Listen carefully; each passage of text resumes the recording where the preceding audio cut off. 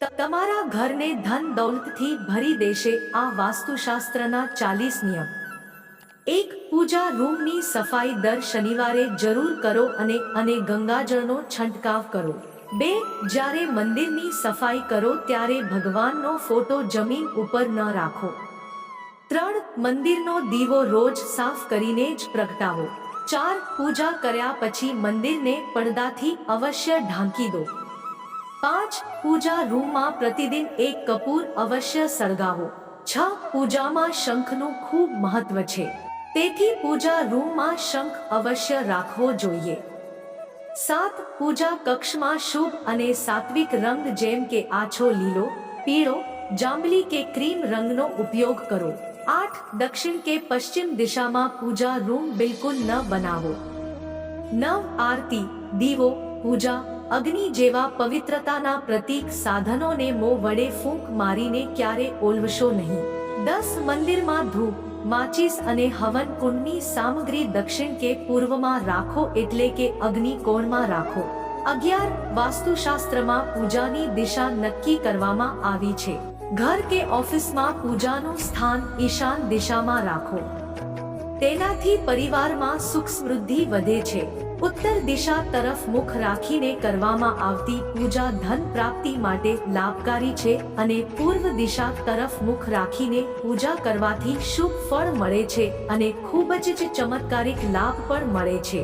12. ઘરમાં સવારે થોડા સમય માટે ભજન અવશ્ય વગાડવા જોઈએ। 13. ઘરમાં સાવરણીને હંમેશા છુપાવીને રાખો અને એવી જગ્યાએ રાખો જ્યાં કોઈનો આવતા જાતા પગ ન અડે, અને સાવરણીને હંમેશા નીચે પડેલી રાખો, ઊભી સાવરણી ક્યારેય ન રાખવી। 14. ઘરમાં બૂટ ચંપલ રાખવા માટે એક નિશ્ચિત જગ્યા બનાવો।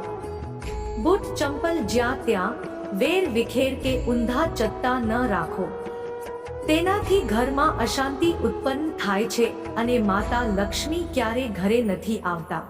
15. ક્યારે પથારી પર બેસીને ખાવાનું ન ખાવ, આમ કરવાથી ધનની હાનિ થાય છે અને માતા લક્ષ્મી ઘરેથી ચાલ્યા જાય છે। જો શક્ય હોય તો રસોડામાં જમીન પર બેસીને ભોજન કરો, આનાથી તમારું ઘર ધન સંપત્તિથી ભરેલું રહેશે અને ક્યારે ધનની કમી નહીં થાય।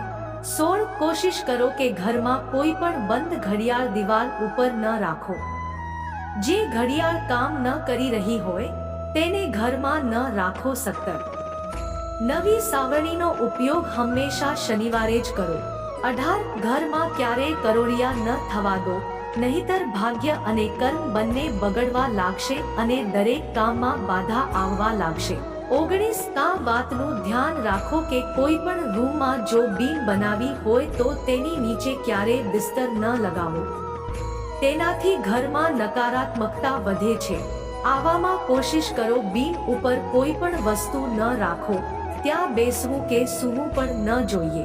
20. જો તમારા ઘરનો કોઈ સદસ્ય હંમેશા બીમાર રહે છે તો ઘરમાં મીઠાના પાણીથી પોતું કરો, તેનાથી ઘરમાં નેગેટિવિટી દૂર થાય છે, સાથે જ પોઝિટિવ એનર્જીનો સંચાર થાય છે। 21. વાસ્તુ અનુસાર સ્વસ્થ જીવન અને લાંબા આયુષ્ય માટે તમારે હંમેશા દક્ષિણ દિશા તરફ માથું અને ઉત્તર દિશા તરફ પગ રાખીને સૂવું જોઈએ। આ દિશામાં માથું રાખીને સૂવાથી વ્યક્તિને ધન, સુખ, સમૃદ્ધિ અને કીર્તિ પ્રાપ્તિ થાય છે। 22. જો તમારા ઘરમાં વધારે આવો છે અને તેમાંથી ઘણી દવાઓની તમારે તેની જરૂર નથી તો તેને ફેંકી દો। જો આમ ન કરવામાં આવે તો આ દવાઓ બીમારીને આમંત્રણ આપે છે। 23. પૂર્વ દિશા તરફ માથું રાખીને સૂવાથી સ્મૃતિ, એકાગ્રતા અને સ્વાસ્થ્ય સારું રહે છે અને મનુષ્યની આધ્યાત્મિક વૃત્તિ વધે છે। વાસ્તુશાસ્ત્ર પ્રમાણે છાત્રોને ખાસ કરીને સ્મૃતિ અને એકાગ્રતા વધારવા માટે પૂર્વ દિશા તરફ મોઢું રાખીને સૂવું જોઈએ। 24. વાસ્તુ અનુસાર ભોજન કરવા માટેનું ઉત્તમ સ્થાન પશ્ચિમ દિશા છે। ઘરની પશ્ચિમ દિશામાં બનેલો ડાઇનિંગ હોલ ખૂબ જ શુભ હોય છે। આ દિશામાં ભોજન કરવાથી માં અન્નપૂર્ણા પ્રસન્ન રહે છે। 25. વાસ્તુશાસ્ત્ર પ્રમાણે પશ્ચિમ દિશા તરફ માથું રાખીને સૂવાથી પણ તમને ફાયદો થાય છે, કારણ કે આ દિશા પ્રસિદ્ધ પ્રતિષ્ઠા અને સમૃદ્ધિમાં વધારો કરે છે. 26 આ પણ ધ્યાન રાખો કે ભોજન કક્ષની સામે ઘરનો મુખ્ય દરવાજો અથવા તો શૌચાલય ન હોવું જોઈએ, નહીંતર માનસિક કષ્ટ રહે છે. 27 દક્ષિણ અને ઉત્તર દિશા તરફ મુખ રાખીને ભોજન બિલકુલ ન કરો, આ સેહતની દ્રષ્ટિએ બિલકુલ સારું નથી. 28 રસોડામાં પીવાનું પાણી ઉત્તર પૂર્વ દિશામાં રાખવું જોઈએ.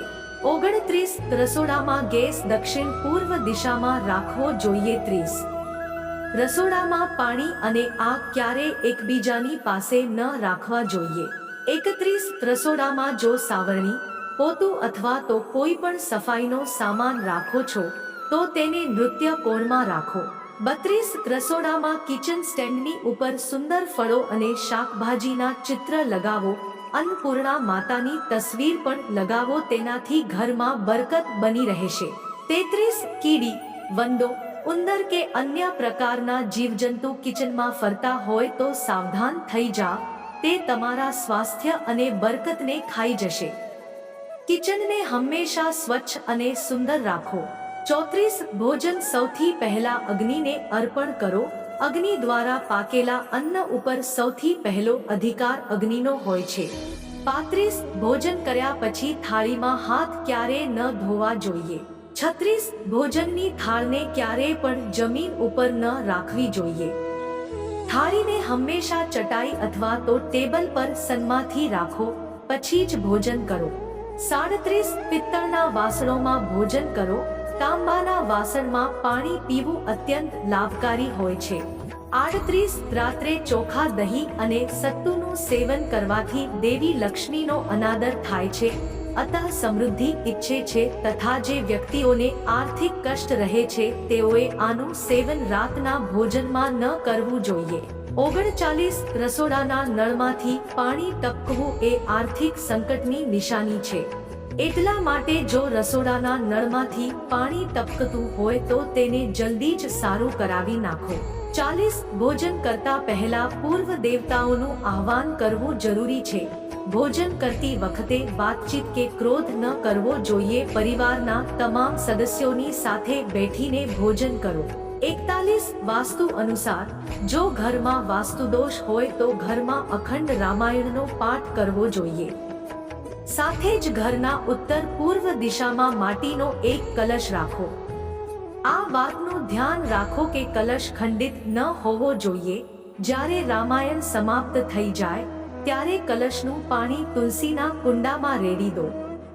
તેનાથી ઘરના વાસ્તુદોષ દૂર થાય છે. જો આ વિડિયો તમને પસંદ આવ્યો હોય તો વિડિયોને લાઈક કરજો, ચેનલને સબસ્ક્રાઇબ કરજો અને બાજુમાં આપેલા આઇકનને પ્રેસ કરીને ઓલ ઉપર સિલેક્ટ કરી લેજો, જેથી તેમને વિડિયોની નોટિફિકેશન સૌથી પહેલા મળતી રહે. અને કોમેન્ટ બોક્સમાં જય માતાજી જરૂરથી લખજો. વિડિયોને છેલ્લે સુધી જોવા બદલ ખૂબ ખૂબ આભાર.